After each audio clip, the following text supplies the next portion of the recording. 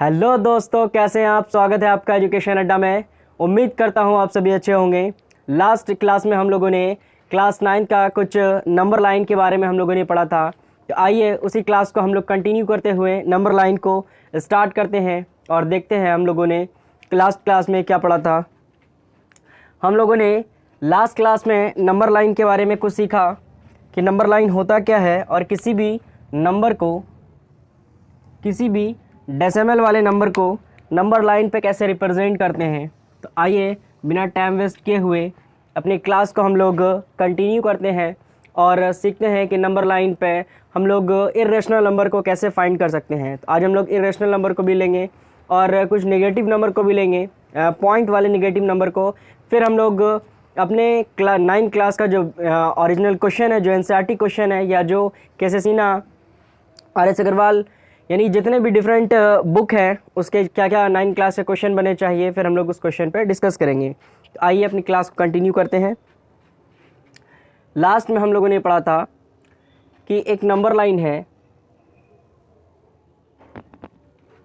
ठीक है।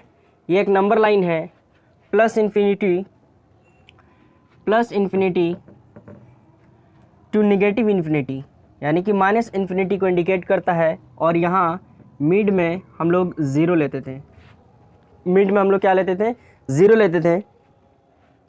तो हमने कहा था कि कोई भी ऐसे नंबर को लेना है जिसका नोमिनेटर बड़ा हो और डोमिनेटर क्या होना चाहिए? छोटा होना चाहिए।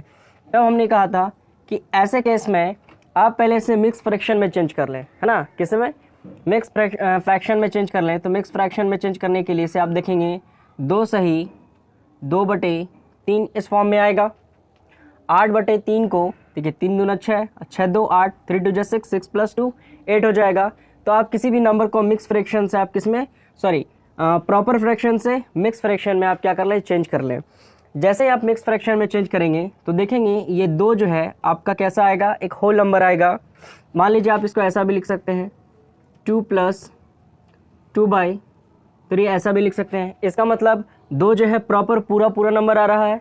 फ्रैक्शन में कौन आ रहा है? 2/3 आ रहा है। इसका मतलब रिप्रेजेंट आपको कहाँ करना है? नंबर लाइन पर। ये 1 हो गया, ये 2 हो गया, ये 2। इसका मतलब 2 तो पूरा आएगा ही। अब जो इस वैल्यू को रिप्रेजेंट करना है 8/3 को, वो कहाँ रिप्रेजेंट करना है? 2 और 3 के बीच में रिप्रेजेंट करना है। कहाँ करना है मेरे भाई? 2 और 3 के बीच में रिप्रेजेंट करना है। यानी यहाँ तक तो लेना ही आपको, क्योंकि ये पूरी होल वैल्यू आ गई है तो यहाँ तक तो आएगा ही। अब आपको जो वैल्यू पुट करना है यहाँ 2 और 3 के बीच में 4/8 को रिप्रेजेंट करना है, ठीक है। आप जानते हैं कि 8/3 लिखिए, 8/3 8/3 लिखिए, या 2 सही 2/3 लिखिए, या 2 + 3 2/3 लिखिए। ये सारा का सारा क्या है? एक जैसा है, इक्वल है। इसका मतलब अगर हम इसको रिप्रेजेंट करेंगे किसी नंबर लाइन पर, इसका मतलब है हम रिप्रेजेंट किसको कर रहे हैं? 8/3 को रिप्रेजेंट कर रहे हैं, ठीक है। चलिए, तो हमने देखा कि जैसे ही 8/3 को हमने क्या किया? मिक्स फ्रैक्शन में चेंज किया, तो 2 सही 2/3 आया। इसका मतलब है 2 + 2/3 लिख सकते हैं, 2 + 2/3 लिख सकते हैं। इसका मतलब 0 से 2 तक तो वैल्यू आना ही आना है। अब जिसका रिप्रेजेंटेशन होगा 2 और 3 के बीच में होगा। तो हमने कहा था कि जो डोमिनेटर में जो नंबर है इसको आप उतने बराबर हिस्सों में काट दें, यानी 3 बराबर हिस्सों में काटा। और इसका जो नोमिनेटर है इसमें दूसरा स्थान जो होगा, ये दूसरा पोर्शन जो होगा, यही किसको रिप्रेजेंट करेगा? 2 सही 2/3, या आप ऐसा कहें 8/3। दोनों क्या है आपका? इक्वल है, ठीक है। तो ये रिप्रेजेंट किसको कर रहा है? 2 सही 2/3, या आप कहें 8/3। क्लियर है? चलिए फिर से एक बार देख लेते हैं। 8/3 था, यानी 8/3 है। 8/3 को मिक्स फ्रैक्शन में चेंज करेंगे तो हम लोग क्या लिखेंगे? मिक्स फ्रैक्शन में चेंज करने के लिए हमें 2 सही 2/3 लिखना होगा। ऐसा हम लिख सकते हैं। क्या हम जानते हैं कि कोना को निगुना करते हैं, 3 दूना 6 और ऊपर वाले वैल्यू को जोड़ते हैं। तो 3 दूना 6 2 8 और नीचे 3। तो ये होता है मिक्स फ्रैक्शन चेंज करने का तरीका। अब जैसे ही से मिक्स फ्रैक्शन में चेंज किया, इसका मतलब है ये 2 सही 2/3 का मतलब है 2 + 2/3। इसका मतलब है कि 2 जो है आपका पूरा होल नंबर आ रहा है। ये वैल्यू 0 से लेकर 2 तक तो चलेगा ही, इसका रिप्रेजेंटेशन जो होगा वो कहाँ होगा, 2 और 3 के बीच में होगा। हमने क्या किया, 3 बराबर हिस्सा काटा, इसका 2 जिस पॉइंट पे आएगा यही रिप्रेजेंट इसको करेगा, 2 सही 3 बटे 2 सही 2 बटे 3 को, या आप कहें 8/3 को। क्लियर है। चलिए इस पर एक नेगेटिव क्वेश्चन भी ले लेते हैं हम लोग, पॉइंट वाला नंबर भी ले लेंगे कि डायरेक्ट आपको पॉइंट में अगर क्वेश्चन हो तब आप क्या करेंगे।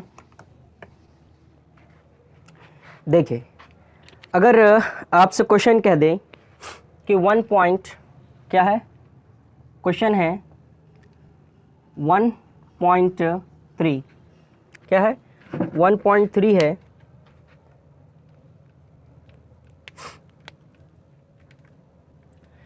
आपको इसको क्या करना है, नंबर लाइन पर रिप्रेजेंट करना है, कुछ नहीं करना है, वैसे ही लिखना है, नंबर लाइन ड्रॉ करना है। ठीक है, नंबर लाइन पे मिड पॉइंट क्या होगा, 0 कहलाएगा, ये वैल्यू क्या हो जाएगी 1, ये 2, ये क्या हो जाएगा 3, और ये प्लस इन्फिनिटी, और ये क्या है माइनस इन्फिनिटी। इधर भी क्या हो जाएगा -1, -2, -3। ये इस तरीके से नंबर लाइन हम लोग लिखेंगे।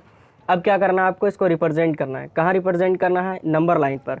तो आप क्या करें, डेसिमल को पहले फ्रैक्शन में चेंज कर लें, डेसिमल को कहाँ कर लें, फ्रैक्शन में चेंज कर लें।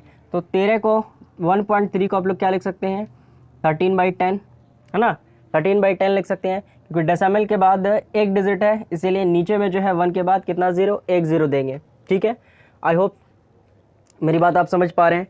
तब हम क्या करेंगे, यहाँ से ये जो रिप्रेजेंटेशन होगा ये कहाँ होगा, अब इसको भी आप क्या कर लें, नोमिनेटर बड़ा है डोमिनेटर छोटा है, नोमिनेटर क्या है बड़ा है और डोमिनेटर क्या है आपका छोटा है। तब आप क्या करें, इसे मिक्स फ्रैक्शन में चेंज करें। मिक्स फ्रैक्शन में चेंज करने के लिए आप क्या देखा कि आप इसको जैसे ही चेंज करेंगे तो लिखेंगे 1 एक सही 3/10 ऐसा लिखेंगे, है ना। 10 को इससे गुना करेंगे तो 10 से कम 10, और इससे जोड़ेंगे तो 13, तो यहाँ देखिए 13/10, तो 13/10 यहाँ भी आ रहा है, तो 13/10 को यानी 13/10 को 13/10 को अगर आपको मिक्स फ्रैक्शन में चेंज करना होगा तो क्या लिखेंगे, 1 एक सही 3/10 लिख सकते हैं। आप कहेंगे जी सर लिख सकते हैं, ठीक है। इसको मिक्स फ्रैक्शन में चेंज करना बड़ा ही आसान है, कुछ नहीं करना आपको, 10 से डिवाइड करना है 13 को। तो आप क्या देखते हैं 10 के टेबल में ये 1 टाइम में, तो 10 बन जा 10, कितना बचा 3, क्योंकि अब ये छोटा हो गया और ये क्या हो गया बड़ा हो गया। तब आप क्या करेंगे, ये जो आपका क्वाड्रेंट आता है इसको आप यहाँ लिखेंगे और इसको यहाँ लिखेंगे और इसको यहाँ लिखेंगे, यही आपका क्या हो गया मिक्स फ्रैक्शन में चेंज हो गया। तो मिक्स फ्रैक्शन में चेंज करना ही बड़ा आसान है। चलिए उसके बाद हम लोग क्या देखते हैं कि एक जो है प्रॉपर पूरी वैल्यू आ रही है, इसका मतलब 0 से 1 तक तो पूरा आना ही आना है। अब जो रिप्रेजेंटेशन होगा 1 से 2 के बीच में होगा, कहाँ होगा 1 से 2 के बीच में आपका रिप्रेजेंटेशन होगा। तो हमने क्या सिखाया है, हमने कहा है कि जो भी नोमिनेटर में होगा उसका बराबर हिस्सा करना है। तो 10 है तो 10 बराबर हिस्सा करना है, 1 2 3 4 5 6 7 8 9, एक यहाँ ले लेते हैं, 10 बराबर हिस्सा करना है। उसके बाद ऊपर कितना पॉइंट है 3 है, तो 3 काउंट करना 1 2 and 3, और यही रिप्रेजेंट किसको करेगा, यही रिप्रेजेंट करेगा 1 सही 3/10 लिखें, या आप लिखें क्या 1.3, या आप इसे लिखें 1 सही 3/10, या आप इसे लिख सकते हैं 13/10, कुछ भी कहें आंसर आपका क्या आना है 1.3 ही आना है। क्लियर है, आई होप ये बात भी आप बड़े अच्छे तरीके से समझ रहे हैं। एक बार आप इसे देख लें, हमने क्या किया कि एक वैल्यू दी गई थी पॉइंट में, ठीक है, पॉइंट में दी गई थी, तो आपने क्या करना है कि पॉइंट को हटाना है। पॉइंट को हटाने के लिए हम क्या करते हैं, जैसे ही पॉइंट हटाएंगे तो पॉइंट के जैसे ही यहाँ लिखेंगे तो डेसिमल पॉइंट के बाद कितनी डिजिट है, पॉइंट के बाद 1 डिजिट है, तो आपको क्या करना है 1 लिख करके 1 0 देना है। अगर पॉइंट के बाद 2 डिजिट होती तो पॉइंट के बाद भी हम लोग क्या करते हैं 2 डिजिट देते हैं, 2 0 देते हैं, सॉरी। वैसे ही हम क्या करेंगे, पॉइंट के बाद 1 डिजिट है ना, तो पॉइंट जैसे ही हटाएंगे तो ये 13 हो जाएगा और 1 लिख करके 1 0 देंगे, ठीक है। फिर हमने कहा कि इसको किस में चेंज कर लें, मिक्स फ्रैक्शन में चेंज कर लें। क्यों, क्योंकि नोमिनेटर बड़ा है डोमिनेटर छोटा है। मिक्स फ्रैक्शन में चेंज करेंगे तो देखेंगे क्या आएगा 1 1 सही 3/10 आ रहा है, ठीक है। उसके बाद हमने क्या किया कि 1 तो आ ही रहा है, इसका मतलब 0 से 1 तक तो वैल्यू आना ही आना है। अब जो इसका रिप्रेजेंटेशन होगा कहाँ होगा, 1 से 2 के बीच में रिप्रेजेंटेशन होगा। तब ये क्या करना है, 10 बराबर हिस्सा काटना है और थर्ड पॉइंट जो होगा वही रिप्रेजेंट करेगा 1.3 को, या 1 सही 3/10 को, या आप कहें 13/10 को, 13/10 को। क्लियर है? आई होप यहाँ तक भी आप समझ पा रहे हैं मेरी बात। उसके बाद हम लोग एक लेते हैं निगेटिव वैल्यू, कि क्या निगेटिव नंबर को नंबर लाइन पर रिप्रेजेंट करने का कोई अलग तरीका है। तो ऐसा कोई तरीका नहीं है जो नंबर लाइन पर रिप्रेजेंट करने में दिक्कत हो। एक लेते हैं पॉइंट वाला ही नंबर, पॉइंट वाला नंबर लेते हैं -2.4। क्या लेंगे, -2.4। तो माइनस जैसे ही आपने देखा तो आपको कुछ नहीं करना है, नंबर लाइन पे जो माइनस वाला पोर्शन होगा यानी ये साइड वाला जो नंबर होगा इसको यहाँ रिप्रेजेंट करना है। उससे पहले सेम प्रोसेस है, कोई प्रोसेस में चेंजेस नहीं होगा। आपको क्या करना है, इसे भी आप सबसे पहले इसे क्या करें, फ्रैक्शन से चेंज कर लें, डेसिमल से चेंज कर लें। डेसिमल से जैसे ही चेंज करेंगे तो 24 लिखेंगे, और ये डेसिमल जैसे ही हटेगा 1 लिख के, डेसिमल के बाद 1 0 है, 1 डिजिट है तो 1 0 आ जाएगा। इसका मतलब 24/2 आ गया। तो इसे आप, और हमने कहा था सबसे शुरू में सिखा था सिंपलेस्ट फॉर्म, इसको सिंपलेस्ट फॉर्म में चेंज कर लें। तो जैसे ही सिंपलेस्ट फॉर्म में चेंज करेंगे तो 12/5 आ जाएगा, है ना, 12/5 आ जाएगा। 12/5 जैसे ये निगेटिव है, 12/5 बार सिंपलेस्ट फॉर्म में चेंज करने के बाद अब इसे क्या कर लें, मिक्स फ्रैक्शन में चेंज कर लें। मिक्स फ्रैक्शन में चेंज करेंगे तो क्या हो जाएगा, 5 2 जा 10, ठीक है, 10 बचा 2, 2/5, ठीक है ना, क्योंकि ये माइनस में था आप भी इसे क्या देना है, माइनस में देना है, ठीक है। मिक्स फ्रैक्शन में आप अपने से दिमाग लगा सकते हैं। 5 के टेबल में 12 तो आना नहीं है, 5 के टेबल में 10 आएगा तो कितनी बार में, 2 टाइम में आएगा, तो 12 हमने अलग कर दिया। रिमाइंडर कितना बचा, रिमाइंडर 10, 12 में से 10 माइनस होगा तो रिमाइंडर 2 बचेगा, तो हमने रिमाइंडर को यहाँ लिखना है ना। रिमाइंडर को जैसे ही हमने यहाँ लिखा और यहाँ 5 लिख देंगे। क्लियर है, समझ रहे आप मेरी बात। अगर आप इतना कर पा रहे हैं तो आप नंबर लाइन पे भी आसान तरीके से रिप्रेजेंट कर पाएंगे। आई होप, मुझे उम्मीद है इस बात की।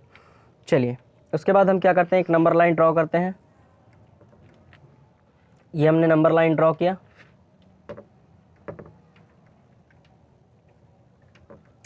ये हो गया प्लस इन्फिनिटी और ये हो गया minus infinity, plus infinity minus infinity. आपको क्या करना है, ये 0 मिड पॉइंट से 0 ले लेना है। उसके बाद आपको क्या करना है, मिड पॉइंट से जैसे ही लेंगे, क्योंकि आपको निगेटिव वैल्यू फाइंड करनी है, इसका मतलब यहाँ जो होगा ये -1 होगा, है ना। यहाँ जो होगा क्या होगा, -1 होगा।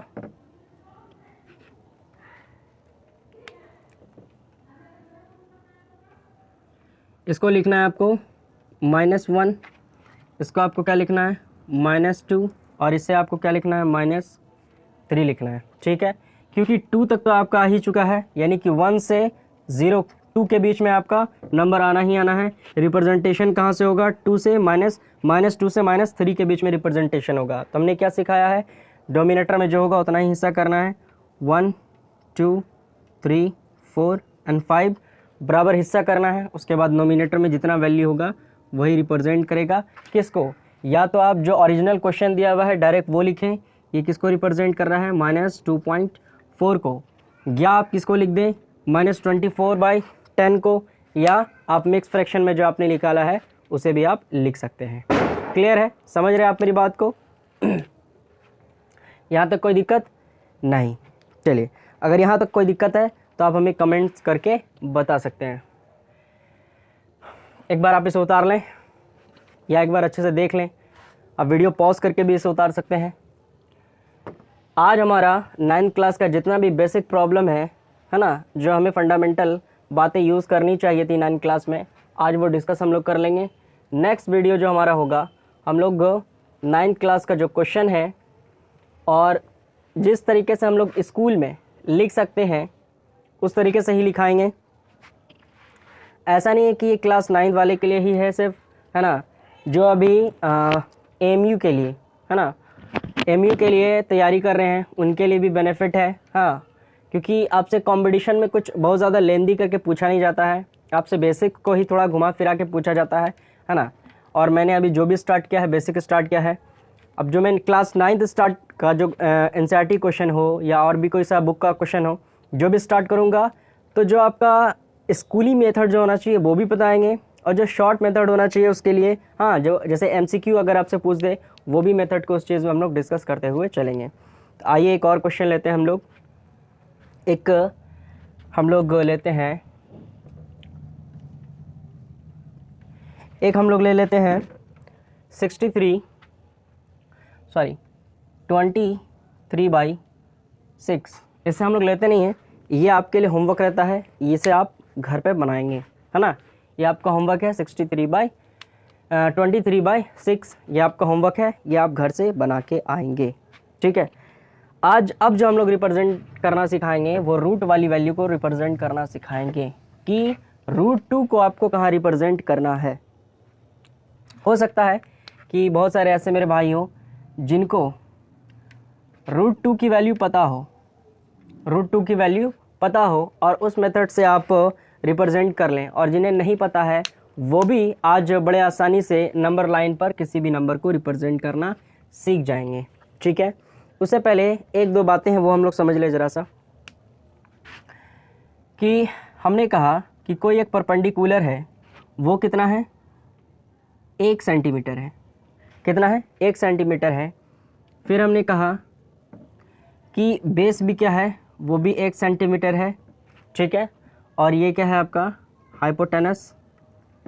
अगर ये हाइपोटेनस है तो आपको क्या करना है, हाइपोटेनस फाइंड करना है। तब आप कहेंगे कि बड़ा ही आसान है सर, आप पाइथागोरस लगाएं और आप इसे फाइंड कर लेंगे, यानी 1 का स्क्वायर प्लस 1 का स्क्वायर, डैट मीन्स ये आप क्या कर लेंगे, 2 कर लेंगे, है ना। और जैसे ही h स्क्वायर भेजेंगे ये क्या हो जाएगा, √2 हो जाएगा। इसका मतलब यहाँ से यहाँ तक जो वैल्यू आई, ये वैल्यू क्या आ रही है, √2 की वैल्यू आ रही है।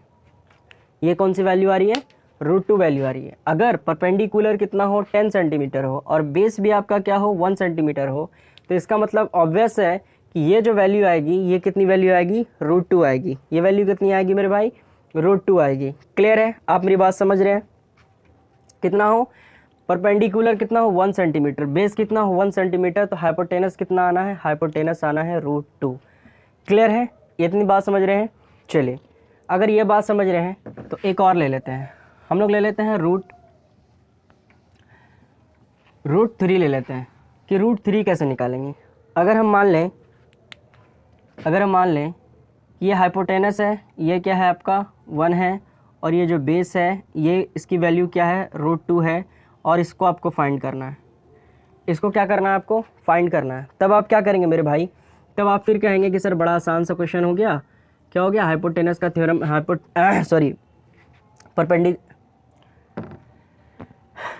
हाइपोटेनस का फार्मूला लगाना है, यानी पाइथागोरस फार्मूला लगाना है। पाइथागोरस फार्मूला लगा करके हमें इसे निकाल लेना है। तो आप क्या करेंगे, आप लिखेंगे 1 का स्क्वायर, फिर लिखेंगे कि √2 का होल स्क्वायर, है ना। फिर आपको इसको क्या करना है, 1 का स्क्वायर 1 ही हो जाएगा, रूट का स्क्वायर करते हैं तो क्या आ जाता है, 3 आ जाता है ना, 2 ही आ जाएगा।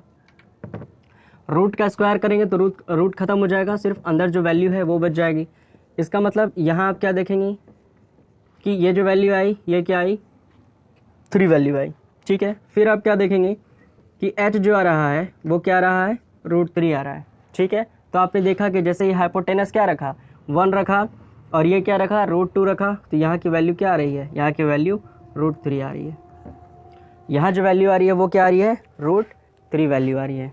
समझ रहे हैं आप मेरी बात को, यहाँ जो वैल्यू आ रही है ये क्या आ रही है, √3 आ रही है। क्या रखना है, हाइपोटेनस 1 रखना है, बेस √2 रखना है, तो हाइपोटेनस क्या आ रहा है, परपेंडिकुलर 1 रखना है, बेस 2 रखना है, और हाइपोटेनस क्या आ रहा है, √3 आ रहा है। बस आप 1 मिनट देखते चलें, उसके बाद मैं आपको कुछ लॉजिक बताता हूँ इस पर कि मैं ये कर क्यों रहा हूँ। यहाँ तक आप मेरी बात समझ रहे हैं। चलिए,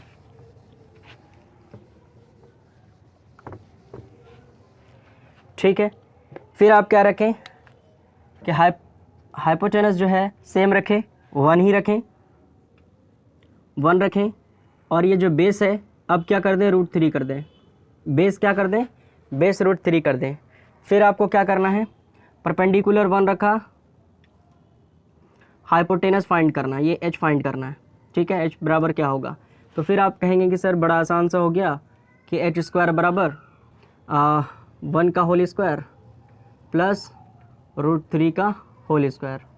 तो अभी आप तुरंत पढ़ा है कि रूट की वैल्यू क्या हो जाएगी, रूट खत्म हो जाएगा, 3 आ जाएगा, इसका मतलब इसकी वैल्यू क्या हो जाएगी, इसकी वैल्यू हो जाएगी 4। तो आप लिखेंगे h स्क्वायर और स्क्वायर लेफ्ट से राइट जाएगा तो क्या हो जाएगा, रूट हो जाएगा, √4। इसका मतलब इसकी वैल्यू क्या हो जाएगी, 2 हो जाएगी, इसकी वैल्यू क्या हो जाएगी 2। हाँ, √4 की वैल्यू क्या होती है, √4 की वैल्यू 2 होती है। तो आपने देखा कि यहाँ जो वैल्यू आई ये क्या आई, 2 आई, यहाँ जो वैल्यू आई वो क्या आई, 2 आई, ठीक है। समझ रहे हैं आप मेरी बात को, या आप ये समझें रूट ना निकालें, ये आप इसको ऐसा ही रहने दें, तब आपको लॉजिक क्लियर समझ में आएगा, तब आपको लॉजिक क्लियर समझ में आएगा कि यहाँ जो वैल्यू आ रही है ये क्या आ रही है, √4 आ रही है। √4 को निकालना नहीं है, आपको बेसिक्स समझना है कि आपकी h की वैल्यू क्या आ रही है, 4 आ रही है। अब लॉजिक बनता क्या, तरीका क्या बनता है, अब हम ये देखते हैं कि अब हम सारी बातों को एक साथ लिखते हैं। हमने अभी जो भी किया है उन सारी चीज़ों को एक साथ लिखते हैं कि क्या लिखा हमने, कि जब परपेंडिकुलर क्या रखा, 1 रखा, या आप इस तरीके से देखें, हमने h देखा, p देखा और b देखा जब हमने परपेंडिकुलर 1 रखा, ठीक है।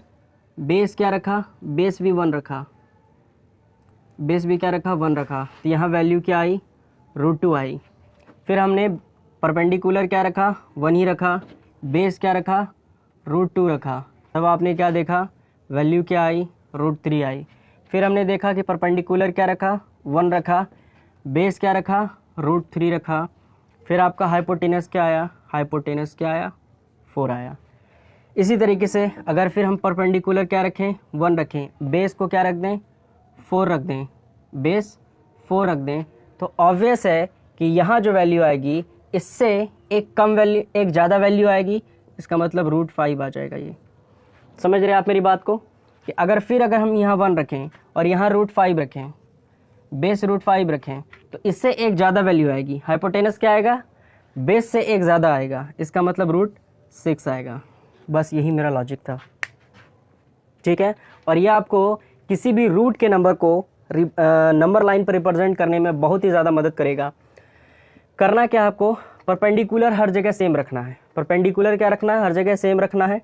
तो जैसे ही आप देखते हैं बेस 1 आया तो एक ज़्यादा है ना, √2, यहाँ √2 बेस रखा तो √2 से एक ज़्यादा √3 आया, इसका हाइपोटेनस। जैसे ही आपने बेस क्या रखा, √3 रखा, तो √3 से एक ज़्यादा हाइपोटेनस आया, √4 आया। फिर आपने जैसे ही √4 रखा हाइपोटेनस, तो √4 क्या आया, √5 आया, एक ज़्यादा, है ना। तो आपका बना क्या लॉजिक, तो आपने देख लिया। अब आपको इसको याद कैसे रखना है, किसी फॉर्मूले के शक्ल में इसे कैसे याद रखना है।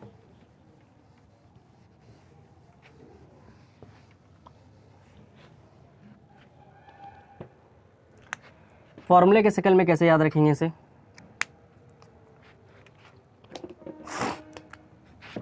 मान लीजिए कि ये हमने एक राइट एंगल ट्रायंगल बनाया और हमने कहा कि इस राइट एंगल ट्रायंगल में कि ये वैल्यू जो है, ये वैल्यू 1 है, ठीक है, और ये वैल्यू क्या आ रही है, n आ रही है। इसका मतलब ये वैल्यू जो आएगी n-1 आएगी, है ना। हाइपोटेनस से एक कम आ रहा था बेस, हाइपोटेनस से एक कम क्या आ रहा था, बेस आ रहा था, कि हमने p को रखा क्या, 1 रखा, और b को क्या रखा, √2 रखा, √2 रखा। तो आपने क्या देखा कि हाइपोटेनस क्या आ रहा था, √3 आ रहा था। यानी कि हाइपोटेनस जो भी होगा, अगर हाइपोटेनस n है तो इससे क्या होगा, n-1, यानी एक कम आएगा, ठीक है। अगर यहाँ n है तो यहाँ क्या आएगा, n-1, लेकिन परपेंडिकुलर क्या होना चाहिए आपका, 1 सेंटीमीटर होना चाहिए, परपेंडिकुलर क्या होना चाहिए, 1 सेंटीमीटर। बस इस बात को आपको याद रखना है। बाकी ता ज़िंदगी आप कभी भी कोई सा भी रूट वाला नंबर मिल जाए नंबर लाइन पर रिप्रेजेंट करने के लिए, तो आप बड़े ही आसानी से, बड़े ही सिंपल तरीके से उसे रिप्रेजेंट कर सकते हैं। चलिए आइए अब हम लोग अपने क्वेश्चन पे आते हैं।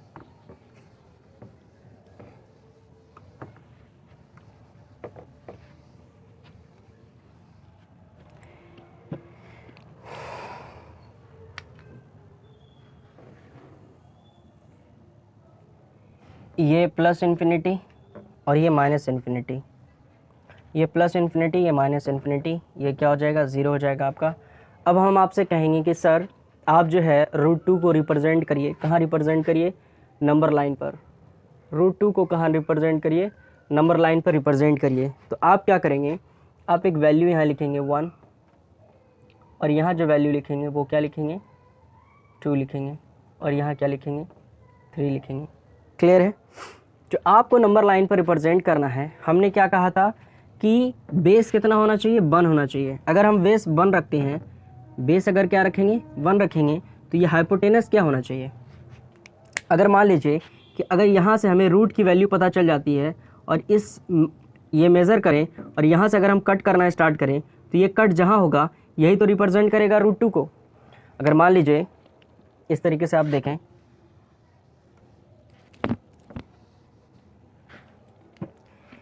करते हैं क्या हम लोग, 0 से 1 लेते हैं, 1 सेंटीमीटर, और इस 1 पर क्या करते हैं, 1 सेंटीमीटर का एक परपेंडिकुलर लाइन ड्रॉ करते हैं। क्या करेंगे, परपेंडिकुलर लाइन ड्रॉ करेंगे इस तरीके से। तो ये कितना सेंटीमीटर है, लाइन,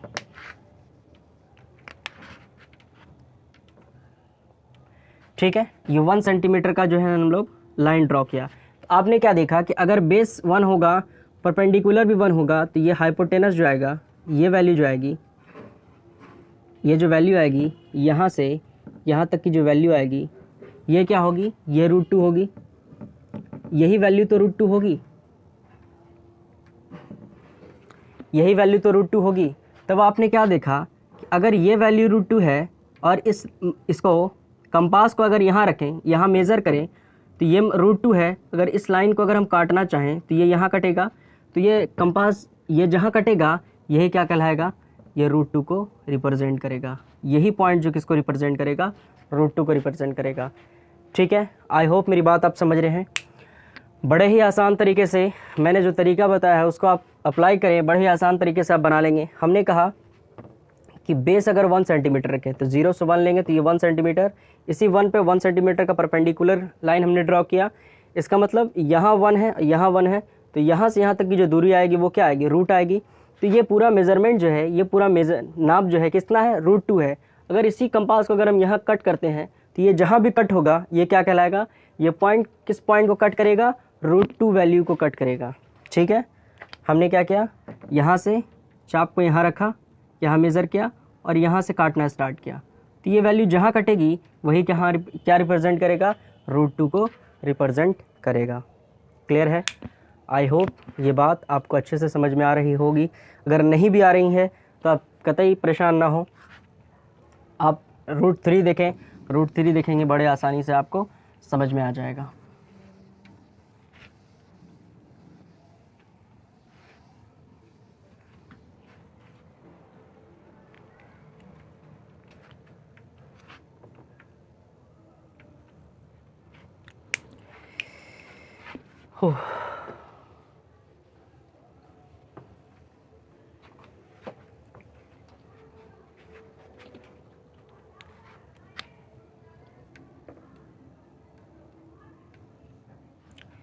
इस लाइन को यहाँ से यहाँ तक खींच लें, है ना, ये प्लस इन्फिनिटी और ये माइनस इन्फिनिटी। ठीक है, ये हो गया आपका 0। आपको रिप्रेजेंट किसको करना है, रिप्रेजेंट करना है आपको √3 को। ये 1, ये 2, ये क्या हो जाएगा, ये 3 हो जाएगा। ठीक है, समझ रहे हैं आप मेरी बात। ठीक है, तो आपने क्या देखा कि रूट की जो √2 की वैल्यू आई वो क्या आई, यानी यहाँ से यहाँ तक जो वैल्यू आई थी वो क्या आई थी, √2 की वैल्यू आई थी। ये वैल्यू जो आई थी √2, इसका मतलब यहाँ से अगर हम लोग एक परपेंडिकुलर लाइन 1 सेंटीमीटर का ड्रॉ कर दें। ठीक है, अभी आपने तुरंत मेज़र किया है कि यहाँ जो वैल्यू आई थी वो किसकी आई थी, √2। ये √2 को रिप्रेजेंट कर रहा था यहाँ पर, इसका मतलब यहाँ से यहाँ तक जो वैल्यू है वो किसको रिप्रेजेंट कर रहा है, √2 को, √2 को रिप्रेजेंट कर रहा है। अगर यहाँ से यहाँ तक की वैल्यू √2 है और हमने परपेंडिकुलर 1 दिया है, तो भी आपने तुरंत पढ़ा है कि ये वैल्यू जो होगी, हाइपोटेनस जो होगा, कि इससे क्या होगा, एक ज़्यादा हाइपोटेनस क्या होगा, √3 होगा। क्लियर है। बस आपको कुछ नहीं करना है, एक पॉइंट चाप का यहाँ रखना है, एक यहाँ रखना है, ठीक है, यहाँ रखना है, और यहाँ आपको जो मेज़र करना है यही लाइन जो गिरेगा ये किसको रिप्रेजेंट करेगा। आप कॉपी पे बनाएं, बड़े अच्छा आसानी से बन जाएगा। ये जो रिप्रेजेंट करेगा है ना, अगर ये पॉइंट यहाँ रिप्रेजेंट कर रहा है तो ये किसको रिप्रेजेंट करेगा, √3 को रिप्रेजेंट करेगा। ये पॉइंट किसको रिप्रेजेंट करेगा, √3 को रिप्रेजेंट करेगा। क्लियर है, ठीक है, समझ रहे हैं आप मेरी बात। ये जो पॉइंट रिप्रेजेंट कर रहा है किसको रिप्रेजेंट कर रहा है, √3 को रिप्रेजेंट कर रहा है। क्लियर है, समझ रहे हैं आप मेरी बात। अगर नहीं समझ में आ रहा है एक और क्वेश्चन ले लेते हैं हम लोग। √3 लिया है, √5 ले लेते हैं।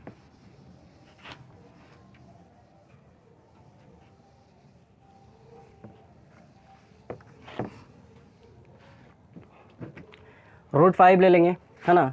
अच्छा, √5 के लिए एक क्वेश्चन हमने देखा था, क्वेश्चन नहीं एक पॉइंट हमने छोड़ा था कि √4 कहें या 2 कहें, दोनों कहना हमारा क्या होगा, सही होगा। अगर √4 कहें हाँ या सिर्फ 2 कहें तो कहना क्या मेरा गलत होगा, नहीं। अगर हम √2 कह रहे हैं इसका मतलब हम 2 कह रहे हैं, ठीक है, ये बात आप मेरी समझ रहे हैं। चलिए इसी चीज़ को हम लोग यूज़ करते हैं, अपने कॉन्सेप्ट को अपने क्वेश्चन में यूज़ करते हैं। देखते हैं,